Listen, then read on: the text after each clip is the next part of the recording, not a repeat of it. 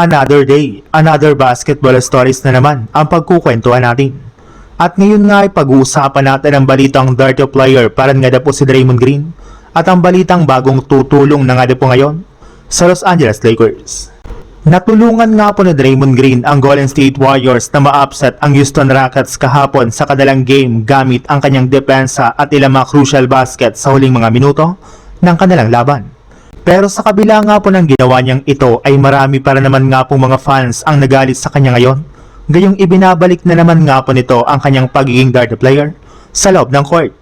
At dahil nga po ito sa sadyang paghila niya sa binte ni Jabari Smith Jr. nang wala man lang kaalam-alam. Muntikan pa nga pong bumagsak ang batang big man ng Rockets na posibleng magsanhi sa pagtatamo nito ng malalang injury. Wala rin naman nga na pong rason para gawin niya ang ganong klaseng taktika sa kanilang laban. Kaya malinaw na nga po na si Draymond Green pa rin talaga ang pinaka-dirtiest player ngayon na maglaro sa NBA. Mas malala pa nga po ito sa player ng OKC Thunder na si Lu Dort. Gayong kitang-kita nga po na sinasadya talaga nitong saktan ang kanyang mga kalaban, mapa-superstar man yan o di kay role players. Sa ibang balita naman, pagkatapos nga po na matalo ang Lakers sa kanilang game kahapon laban sa Denver Nuggets, ay babalik na nga po agad sila sa Los Angeles para kalabanin naman ang koponan ng Indiana Pacers sa second game ng kanilang back-to-back.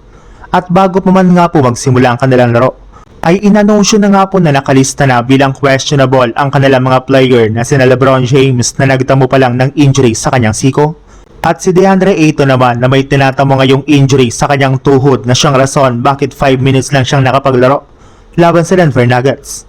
Ibig sabihin, undermanned na naman nga po ang kanilang lineup na isa na namang pasakit sa koponan ng Los Angeles Lakers, lalong-lalo na sa kanilang head coach na si JJ Redick na kasalukuyang pinaparesign na nga po ngayon sa kanilang koponan.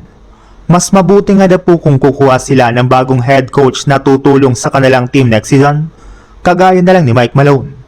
Pero ayon nga po sa lumabas na balita, wala na naman nga na pong balak ang Lakers na tanggalin si JJ Redick kahit man balak nilang kunin si Mike Malone, since kukunin na lang naman nga po nila ito next season bilang advisor o di kay assistant coach na tutulong sa Lakers sa mga susunod na taon.